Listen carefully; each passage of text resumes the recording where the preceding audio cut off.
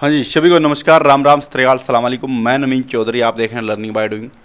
आज अपन पढ़ेंगे हिंदी पेडागोजी की दूसरी क्लास रहेगी अपनी, जिसमें अपन पढ़ेंगे भाषा के विविध रूप, भाषा के कितने प्रकार होते हैं, लिखित भाषा, मौखिक भाषा और आपकी सांकेतिक भाषा, अपनी राष्ट्रीय भाषा कौन सी है, राजभाषा कौन सी है, मातृभाषा क्या होती है, बच्चा मातृभाषा कैसे सीखता है, राष्ट्रीय भाषा किस अनुच्छेद में है, किस संविधान के किस भाग में है, वो सभी बहुत महत्वपूर्ण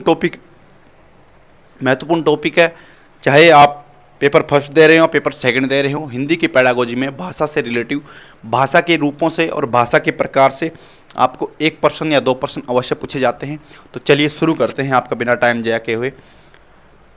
ये अपनी आज दूसरी क्लास रहेगी। चैनल पे नए हो तो मेरे भाई लाइक शेयर सब्सक्राइब कर दीजिए, अपने दोस्तों के साथ भी शेयर कीजिए अगर आपको क्लास अच्छी लगे।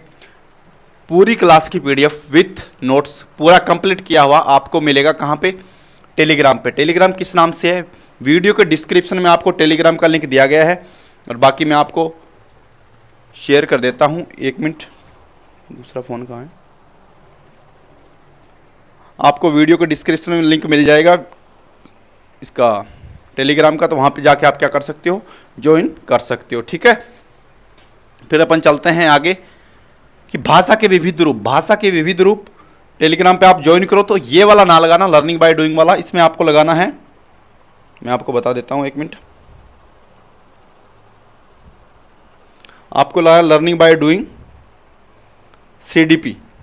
ठीक है, लर्निंग बाय डूइंग CDP के नाम से आपको लगाना है, तो आप वो लगा सकते हो और आपको टेलीग्राम का चैनल आपके सामने निकल के आ जाएगा। ठीक है, फिर चलिए शुरू करते हैं अपन आज की वीडियो कि भाषा क्या होती है और भाषा को कितने रूपों में बांटा गया है, वो सभी पढ़ेंगे अपन आज की इसी वीडियो में। उसके साथ साथ आपको एक बात और बता दूं कि इसके बाद में अपनी CDP की क्लास होगी। किसकी? CDP की क्लास होगी अपनी, उसमें अपन पढ़ेंगे आज वंशानुक्रम और वातावरण। ठीक है, तो चलिए मेरे भाई शुरू करते हैं। भाषा क्या होती है वो मैंने आपको बता दिया कि दो इंसानों के बीच में, दो लोगों के बीच में कम्युनिकेशन का जो माध्यम होता है वो क्या होता है? आपका भाषा होती है। कम्युनिकेशन का जो मीडिएटर होता है क्या होता है? माध्यम होता है किसी के साथ, किसी के पास अपने विचारों को पहुंचाना और अगले के विचारों को अपने तक पहुंचना और समझ पाना और अगले को उसकी बात के प्रति प्रतिक्रिया देना क्या होती है? भाषा होती है। भाषा आसान शब्दों में देखें तो अपन देख सकते हैं कि आप पढ़ पा रहे हो तो एक मौखिक भाषा के रूप माध्यम से और एक लिखित भाषा के माध्यम से। लिखित भाषा है वो जो बोर्ड पे लिखी गई है, मौखिक भाषा जो आप सुन पा रहे हो, मैं बोल पा रहा हूँ, वो क्या है? मौखिक भाषा। और जो मैं इशारे कर रहा हूँ हाथों से, वो क्या होती है मेरे भाई? वो होती है सांकेतिक भाषा। तो मुख्य रूप से देखा जाए तो आपके भाषा के 2 रूप बताए गए हैं। कौन से? मौखिक भाषा और लिखित भाषा। अगर ऑप्शन में दिया गया है मौखिक भाषा, लिखित भाषा, सांकेतिक भाषा, तो आपको क्या करने हैं? तीनों ही सही करने हैं। भाषा के 3 रूप होते हैं, मुख्यतः 2 होते हैं। मौखिक भाषा होती है जो मुंह के द्वारा बोली जाती है, अपने विचार बिना किसी माध्यम से, सिर्फ आवाज़ के ध्वनि के माध्यम से अगले इंसान तक पहुंचाए जाते हैं, अगले के सामने प्रस्तुत किए जाते हैं, तो वो क्या होती है? ध्वनि के द्वारा।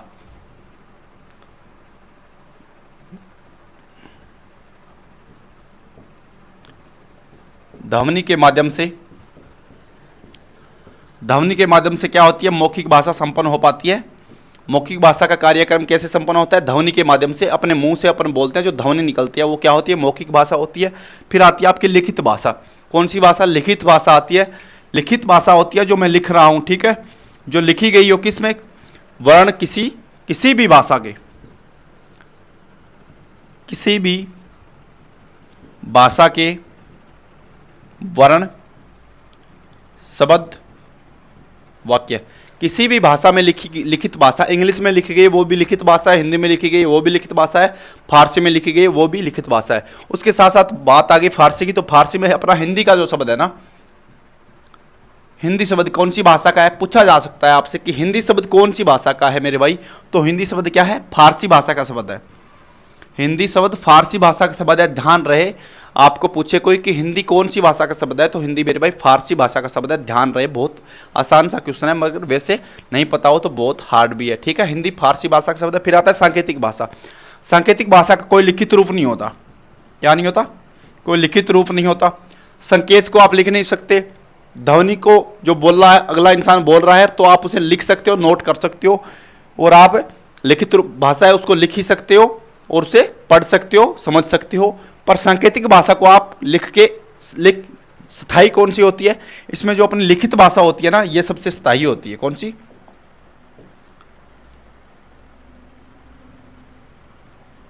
स्थायी होती है। कौन सी?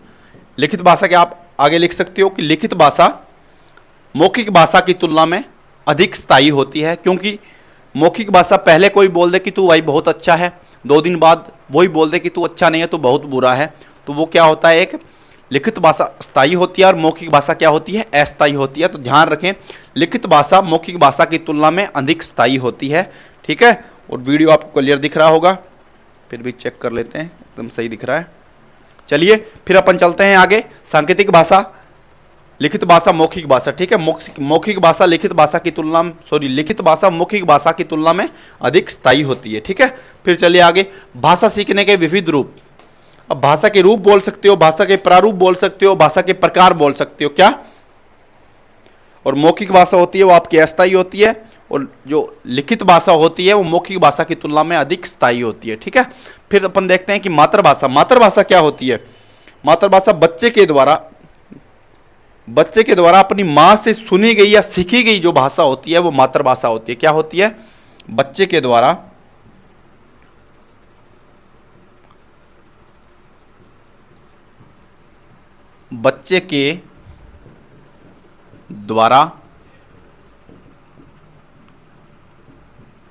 अपनी मां से सुनी गई या सीखी गई भाषा क्या होती है?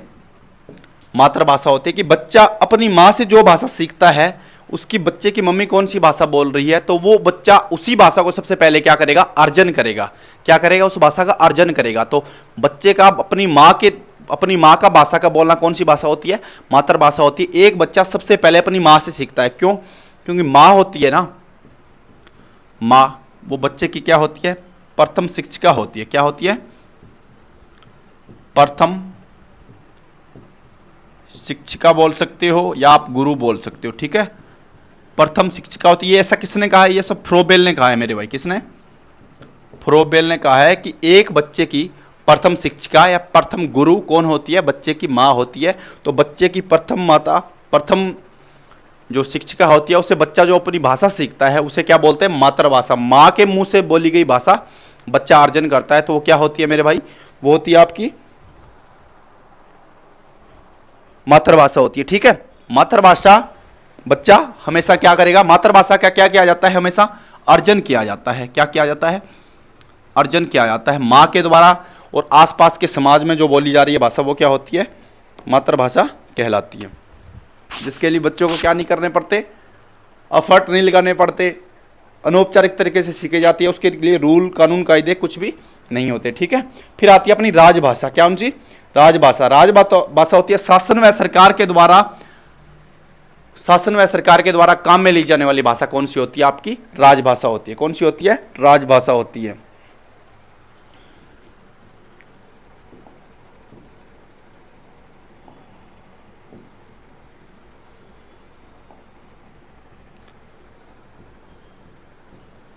शासन व सरकार द्वारा काम में ली जाने वाली भाषा। शासन व सरकार द्वारा काम में ली जाने वाली भाषा कौन सी होती है? राजभाषा होती है। राजभाषा का उल्लेख संविधान में होता है। संविधान में होता है। तो संविधान में कौन से अनुच्छेद में होता है, कौन से भाग में होता है, वो भी आपसे पूछ सकता है। पूछ ले कि निम्न में से किस भाषा का उल्लेख संविधान में होता है? ऑप्शन देते मातृभाषा का, राजभाषा का, राष्ट्रीय भाषा का या फिर प्रादेशिक भाषा का। तो कौन सी को करना है आपको? राजभाषा का करना है मेरे भाई। किसका? कि राजभाषा का जो उल्लेख है वो संविधान में होता है। संविधान के किस अनुच्छेद में होता है? तो संविधान का भाग पूछे आपसे तो भाग कौन सा है? 17। और अनुच्छेद पूछे आपसे तो अनुच्छेद कौन सा बताना है आपको? कलर कौन सा करें? ये कर लेते हैं। ठीक है, और आपसे पूछे अनुच्छेद कौन सा है तो अनुच्छेद है 343 कै से 351 तक। और वैसे पूछे सिर्फ एक ऑप्शन दिया गया तो आपको कौन सा करना है, अनुच्छेद 343 कै, कौन सा, अनुच्छेद 343 कै में राजभाषा का उल्लेख किया गया है। राजकाज की भाषा कौन सी होती है आपकी, राजभाषा होती है। सरकार व शासन उसे कार्य में लेती है और उसका संविधान के भाग 17 कै में, संविधान के भाग 17 में अनुच्छेद 343 से अनुच्छेद 351 तक उसका उल्लेख किया गया है। ठीक है, वो थी आपकी राजभाषा। फिर आते हैं कि राजभाषा अधिनियम कब आया। राजभाषा अधिनियम, राजभाषा अधिनियम कब आया, तो राजभाषा अधिनियम आया था आपका 1963 में। कब, 1963 में आया था क्या, राजभाषा अधिनियम। उसे आप क्या बोल सकते हो, ओला भी बोल सकते हो।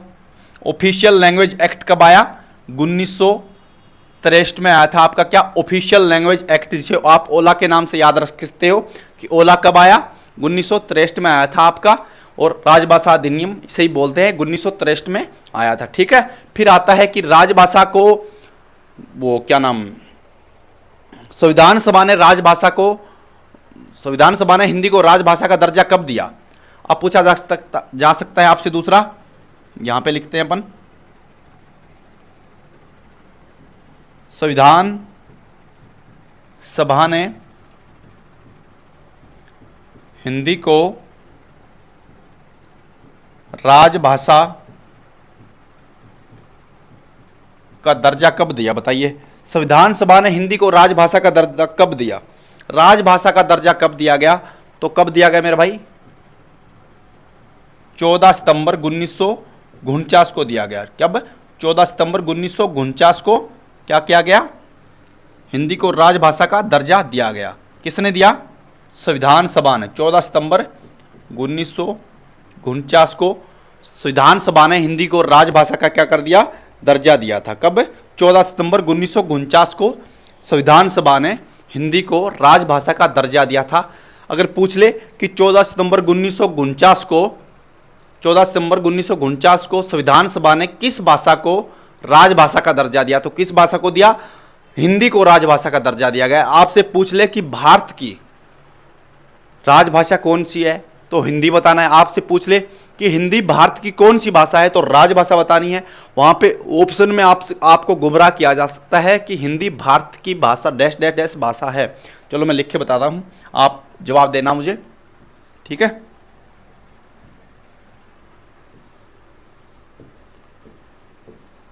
हिंदी भारत की डैश डैश भाषा है, ठीक है। अब मैं आपको ऑप्शन दे रहा हूं।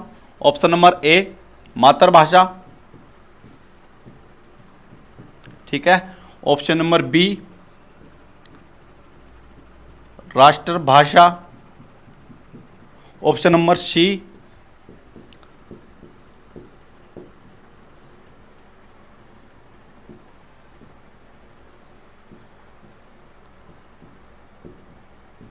प्रादेशिक भाषा। ऑप्शन नंबर डी है राजभाषा। तो बताइए मेरे भाई कौन सा सही है। हिंदी भारत की डैश डैश डैश भाषा है, तो हिंदी भारत की कौन सी भाषा है, राजभाषा है, राष्ट्रीय भाषा है, या मातृभाषा है, या प्रादेशिक भाषा है, तो कौन सी है मेरे भाई, हिंदी है आपकी राष्ट्रभाषा है। क्या है, हिंदी भारत की राष्ट्रभाषा है, राजभाषा है। हिंदी भारत की राजभाषा है, तो राजभाषा, हिंदी को राजभाषा का दर्जा कब दिया गया, 14 सितंबर 1949 को। कब दिया गया, हिंदी को राजभाषा का दर्जा दिया गया 14 सितंबर 1949 को। और राजभाषा अधिनियम कब आया, क्या आपका ऑफिशियल लैंग्वेज एक्ट कब आया, तो वो आया आपका 1963 में, ठीक है। याद रहेगा, पूछा जाए संविधान के किस भाग में हिंदी राजभाषा का उल्लेख किया गया है, राजभाषा का उल्लेख किया गया है, तो कौन से में किया गया है, संविधान के भाग 17 कै में किया गया है। कब, यहां पे लिखता हूं, संविधान के भाग 17 में अनुच्छेद 343 से 351 तक किया गया। कब, अनुच्छेद 343 से 51 तक, पर सीधा पूछा जाए तो अनुच्छेद 343 बताना है आपको, भाग पूछा जाए संविधान का भाग 17 बताना है, ठीक है। तो चलिए फिर आगे चलते हैं अपन। फिर आती है आपकी राष्ट्रभाषा। तो राष्ट्रभाषा कौन सी भाषा होती है? राष्ट्रभाषा होती है कौन सी, बताइए? प्रदेश में, देश में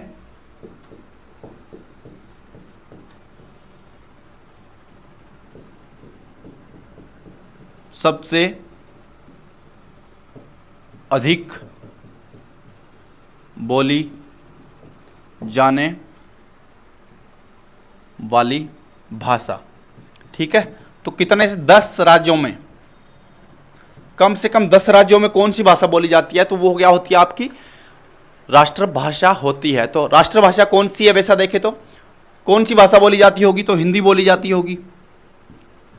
पर भारत की राष्ट्रभाषा कौन सी है? भारत की राष्ट्रभाषा बताइए मेरे भाई, भारत की कोई राष्ट्रभाषा है? बताइए। तो मेरे भाई भारत की कोई भी राष्ट्रभाषा नहीं है, भारत की कोई भी राष्ट्रभाषा नहीं है। क्यों नहीं है? आप सोच रहे होंगे कि भारत की राष्ट्रभाषा तो हिंदी होगी, बल्कि ऐसा नहीं है। भारत की राजभाषा है ना, भारत की राजभाषा वो क्या है? हिंदी है। मगर भारत की राष्ट्रीय भाषा कौन सी भी भाषा नहीं है। क्यों नहीं है?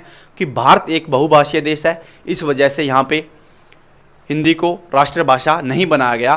क्योंकि फिर कोई तमिल वाले आंदोलन करते हैं कि हमारी तमिल को राष्ट्रभाषा बनाओ, राजस्थानी वाले बोलते हैं कि राजस्थानी को राष्ट्रीय भाषा बनाओ। तो इस वजह से बहुभाषीय देश होने के कारण भारत की कोई भी राष्ट्रीय भाषा नहीं है, ठीक है। आपसे पूछा जा सकता है कि भारत की राष्ट्रभाषा है, तो भारत की कोई भी राष्ट्रभाषा नहीं है मेरे भाई। कोई क्या है? कोई भी राष्ट्रभाषा नहीं है भारत की। क्या है? भारत की कोई भी राष्ट्रभाषा नहीं है। तो हिंदी क्या है सर? हिंदी आपकी क्या है मेरे भाई? राष्ट्रभाषा न होकर राजभाषा है, ठीक है। फिर चलते हैं अपन आगे की भाषा की विशेषताएं क्या होती है। ये तो बताने की आपको जरूरत नहीं है कि भाषा क्या है। भाषा एक पैतृक संपत्ति है, भाषा अर्जित है, भाषा अर्जित संपत्ति है, भाषा सामाजिक प्रक्रिया है, भाषा अर्जन व अनुकरण, भाषा का अर्जन अनुकरण से होता है। प्रत्येक भाषा की एक भौगोलिक और ऐतिहासिक सीमा होती है। प्रत्येक भाषा की संरचना अलग अलग होती है। आपने अच्छे से पढ़ दिया होगा, समझ भी आ गया। नहीं आया तो मैं बता देता हूँ, भाषा पैतृक संपत्ति नहीं है। पैतृक जरूरी नहीं है कि आपके मम्मी पापा जो भाषा बोल रहे हैं वही भाषा आप बोलेंगे।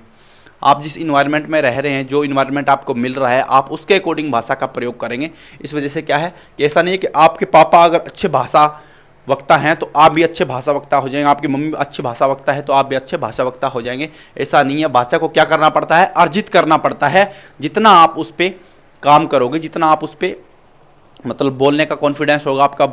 आप कोई बच्चा होता है जो घर पे रिश्तेदार जाते हैं तो अंदर चला जाता है, छुप जाता है। कई बच्चे होते हैं घर पे रिश्तेदार जाते हैं, कोई दोस्त जाता है, खुल के उनके सामने बातें चीतें करता है, उनसे पूछता है हाल चाल और अपने भी बताता है। तो वो क्या होता है? अर्जित क्या होता है? उस माहौल में रहा होता है कि सबके साथ क्या है, बोलना है, बातें करनी है।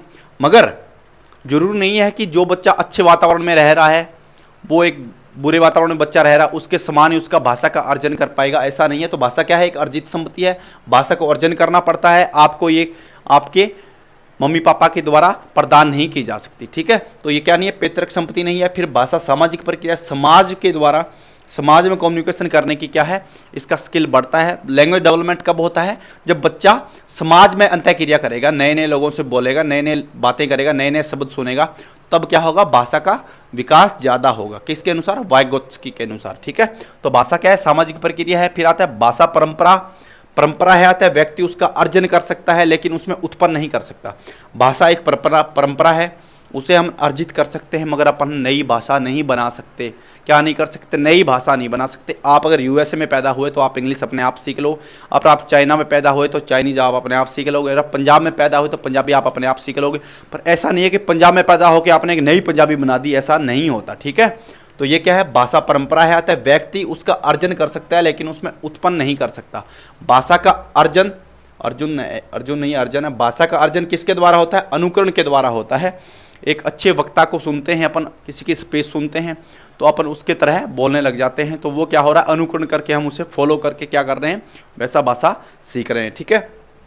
भाषा परिवर्तनशील प्रक्रिया है। आज मैं कुछ हचकचा रहा हूँ पढ़ाने में, कल को मैं थोड़ा और अच्छा पढ़ाने लग जाऊंगा। तो ये स्थायी नहीं है कि मैं जब तक पढ़ाऊंगा मैं ऐसे हचकचाता रहूंगा। आप जब तक पढ़ाओगे आप ऐसे करते रहोगे, हचकचाते रहोगे, आप डरते रहोगे, आप में कॉन्फिडेंस नहीं होगा। आज थोड़ा कम डर है, परसों थोड़ा और कम होगा, परसों थोड़ा और कम होगा। तो क्या है, एक परिवर्तनशील प्रक्रिया है, स्थायी नहीं है, ठीक है। फिर चलते हैं, भाषा का कोई अंतिम स्वरूप नहीं होता। भाषा का कोई अंतिम स्वरूप नहीं होता। जितना आप अभ्यास करोगे, जितना आप एफर्ट लगाओगे सीखने में, उतना ही आपका क्या है, भाषा विकास आपका अच्छा होता जाएगा, ठीक है। प्रत्येक भाषा की एक भौगोलिक ऐतिहासिक सीमा होती है, भौगोलिक और ऐतिहासिक सीमा होती है। जैसे अपन बात करते हैं, ठीक है, ये मान लेते हैं अपन क्या, इंडिया, ठीक है।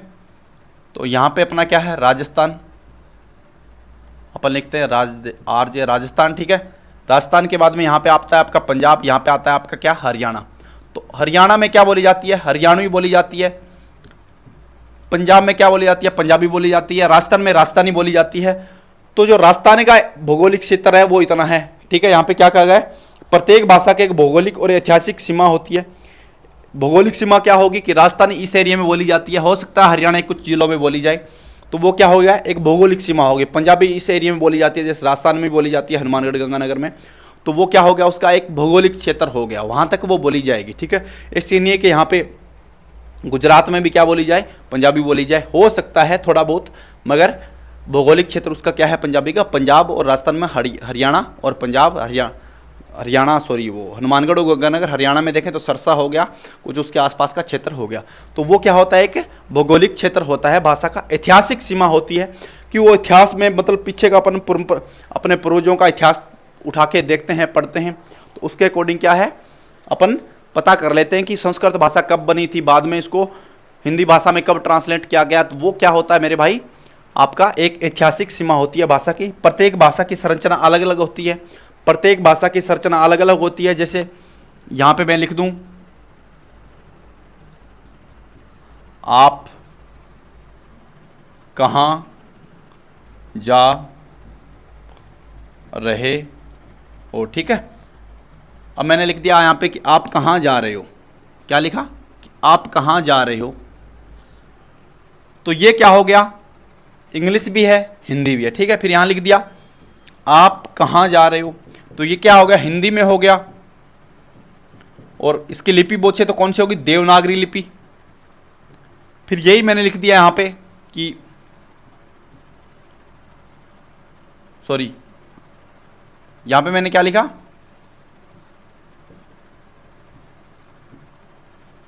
तुसी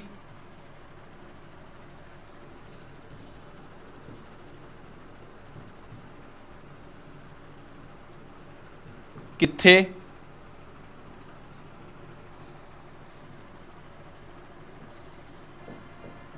जा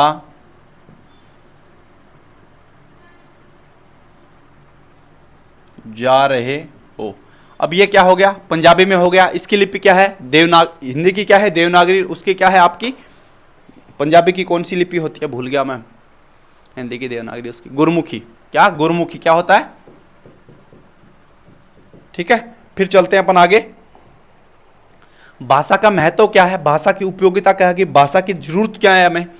भाषा मानव की उन्नति में सहायक है। भाषा क्या है, मानव की उन्नति में सहायक है, क्योंकि अपन पीछे से अपने पूर्वजों का जो इतिहास पढ़ते आ रहे हैं, किस वजह से पढ़ पा रहे हैं, भाषा है, कहीं पर लिखा गया है, कहीं पे उसका क्या है, एक अपन एग्जैक्ट प्रमाण मिलता है, तो वो पढ़ के अपन क्या कर रहे हैं, उनके बारे में जान रहे हैं।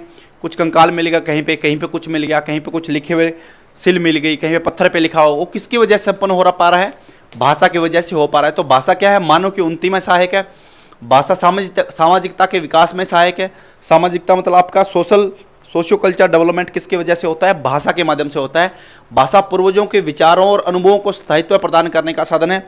आज कुछ इतिहास है, आज का कुछ इतिहास है, पहले का इतिहास है, वो आने वाली पीढ़ियां कैसे पढ़ पाएगी, भाषा के माध्यम से पढ़ पाएगी।